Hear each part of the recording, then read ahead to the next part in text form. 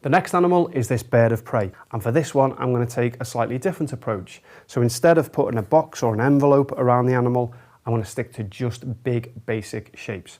Now this isn't a better technique, it's not a preferred technique for this pose or this animal, it's just a different technique and it's one that you can add to your repertoire. Now if you've been studying art or learning how to draw for any length of time, you've almost certainly come across this idea of breaking things down into these big basic shapes. And it's almost so common, so overused that it's become a bit of a cliche that people disregard. But somebody said to me recently, when you hear a cliche, you should probably sit up and take notice. Cliches stand the test of time and become cliches because they're true.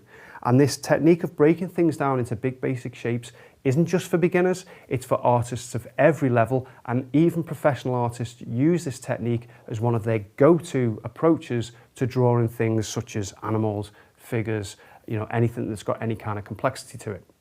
So there are no right and wrong shapes to look for. My personal preference is to stick to ovals and spheres. There's kind of a consistency there, and I find those easy to measure against each other. So let me show you what I mean. For the head, I can see that that is a very definite oval. Now for the body, you could say, or you might see that as a rectangle, but I prefer to see everything within any subject as an oval or a sphere. And the reason for that is that I find the same shape easier to compare to one another. So I've got an oval there for the head, and I've got this oval here for the bulk of the body. So let's put those in on our drawing paper. And again, we want to go bigger than the reference subject because this is all about being able to, maintain those proportions at whatever size that you draw. Now, before I put this oval in and this one, what I do want to do is imagine an axis running through the middle of each oval, because these axes really determine the overall pose, the gesture. Now, just a quick tip here, it is quite common when you put these initial marks down to want to put them in the middle of your drawing paper, but just have a look at your subject and where the bulk of it is. So if we put these two angles down in the middle, the bulk of the subject is to the left, it's probably going to go off the edge of the paper. So you need to put these angles towards the right hand side. There's not a lot in front that is going to fall off this side of the paper. So I'm going to put this one in first, and I'm just going to do my best to gauge that. Let's get that somewhere near the front. And then I want to put this angle in. So again, let's just make a best guess at that. And then when they're down, that's when you can check. So just do a quick check. My angle there is a little bit too flat. And see this one, that one's okay. This one needs to be a bit steeper. So let's just adjust that. Okay, and now I can put my oval in. And the size of oval that I put in initially for that first shape, it doesn't matter other than it's got to fit on the page. You've got to think about the whole drawing fitting on the page. So let's put that first oval in for the head. Okay, now the next oval that I put in for the body, I've just got to think about what is the size relative to that first one. And it's just a judgment call, but you'll surprise yourself at how easy it is to make that judgment when you are dealing with just these overall very, very simple shapes. Now the next part of the bird that I want to look at is this tail here. And again, I'm going to make that an oval. And what I can see is that that oval there, so the length of that oval, and the width as well, but certainly the length of that oval is very similar to the length of this one. Again, it doesn't have to be precise, not for an animal study. There we go, get that one in as well. Now from here you could move on to the wings, but I'm just going to put the branch in, just the shape of the branch, just so I can get a feel for how the overall thing fits onto the paper. If I'm too far to the right, too far to the left, I want to move things, it's very easy to erase that at this stage and start again before I've put any detail in. So let's just put this branch in, just again looking at the angle. We can maybe look at the line of the head and how that relates to the branch. So the line of the head is down here. This branch is going to be somewhere around here. Similar kind of an angle. Bit of a flatter curve. That's about as much as I can fit on. And what I can do is just look roughly at this sort of negative shape here. How does that compare? At this stage, it's only got to be very, very rough, and I think that's okay. Now let's look at the top of the pose, so the top edge of the wing.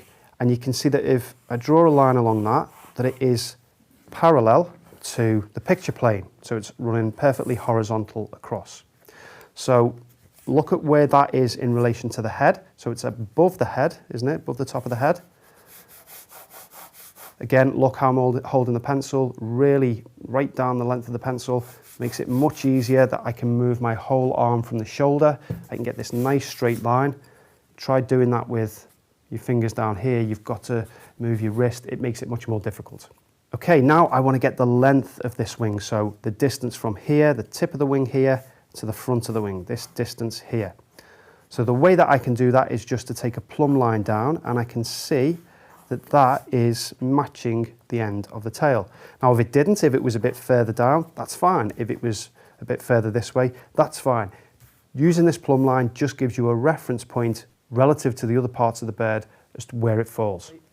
Now straight away you can probably see I'm going to struggle then to get this back wing on the edge. It's probably just about going to fit on the edge there. Going to be a little bit cramped. So what I can do is just make a simple adjustment. I can just reduce the size of this oval, and then I can reduce the size of this one so that it finishes here. Let's just tidy that up. And then obviously the head then, do I feel that needs to be a bit smaller? Just get rid of some of those outer lines there. And now we can say that this top wing finishes here. So this point here. And that allows us to probably just about fit on this back wing. So how do we find the length of this? Well, as with the previous study, we can look at an angle with something else. So I can take an angle to this bottom tail piece here. So looking at that angle there, just about fits on. So we can see that that's going to give us the length there. And now we can put in this top edge of this wing, which if you take the line up, runs through the head, and you can see the angle of that. So it's going to be somewhere around there. So again, we're left with these really messy construction marks, but a really good blueprint and foundation to continue the drawing. So this time, let's just tidy things up a little bit. So I'm just going to get rid of these big angles that we've put through. Okay, so now I can start looking at more big basic shapes. So this top wing here is a triangle. It's got a bit of an angle to it there. Got a straight line here, so I'm looking at an angle here, bit of a straight line, and then an angle here.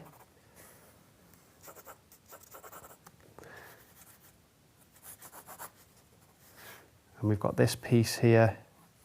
Let's just put that in as a sphere. And that goes into that nicely, so this line here. And then we've got this piece that comes off. So I'm just looking at that angle there, and it's slightly off the vertical. So it's not straight down, it's just slightly off the vertical. And then that runs into the head. This is maybe a little bit shorter. So I'm looking at this shape here and comparing it to this shape, and I feel that mine is a bit too long and thin. So let's just adjust that now before we put too much more detail in. So we've got this curved shape here, that sphere, move it back slightly. That's going to change the position of the head, but that's okay. These basic shapes are about making a start so you can build the drawing around them. They're not about placing them down and being absolutely rigid around them. Okay, so with this shape in place, I can now start looking at this bottom edge of the tail. So I can look at the angle. That's quite a steep angle, isn't it? So we can just check the severity of that. It's a little bit steeper than what I've got it.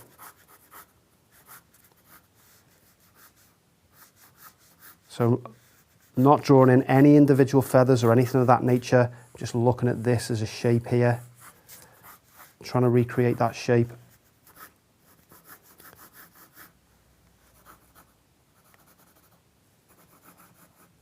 And then the body, so look at this little angle here. So this little angle here, if you take a plumb line, where is that in relation to something else? So it's right touching the edge of the top wing. So that is in about the right position. So we can put in a basic shape for the leg. And there's the back leg coming in there. We've got the claw in. Let's just put that in very, very loosely for now.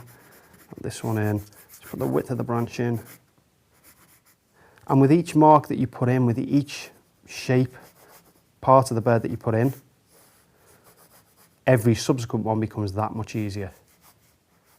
There we go, and now we can put the head in, so I can look at this nice little bit of negative space, this little triangle space that's created with the upper wing.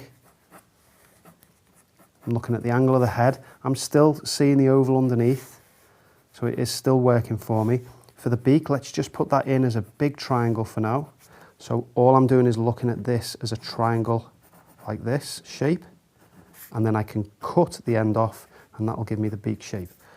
So I have an angle there, an angle down here, and then you can cut the end off. It's going to be easy for me to fill that in.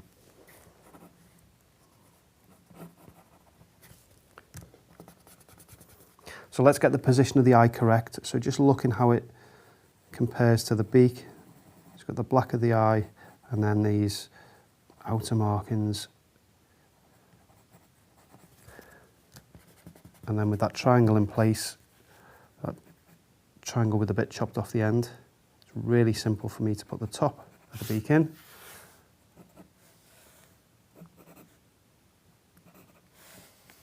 And the bottom. Okay, so once again, I'm going to go over this with the dark pencil, the 7B, 8B pencil. I'm going to erase everything back just so this one's a little bit cleaner for you to see. And then when I've done that, we'll add a little bit of shading again just to create a bit of context for the overall animal. You can spend more time on it if you want to. So you can see I'm using broken lines here as well. So I'm not just trying to outline everything. I'm trying to give an indication, as quick and as loose as this is, just give a little bit of an indication that it's, you know, a feathered edge rather than just a solid line.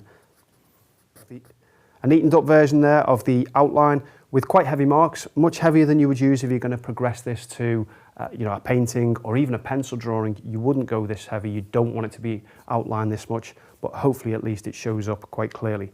So all I'm going to do then is add a little bit of simple shading. Again, we'll speed things up. You can spend as much time on this as you want to. I'm just going to be looking for the basic shadow shapes, just adding a little bit of texture in. I'm sure you'll do it a lot more justice than I will by spending more time on the shading process. Hopefully that's shown you a different technique, a different approach to drawing an animal, or indeed you can apply this basic shapes method to any subject matter. It works for anything. Practice it with this, practice it with some of the other animal studies. If you want to maybe have a go at that gazelle, but using basic shapes, that would be a great idea. So have a go at that one. When you finish that and you're happy with it, move on to the next lesson and I'll see you there.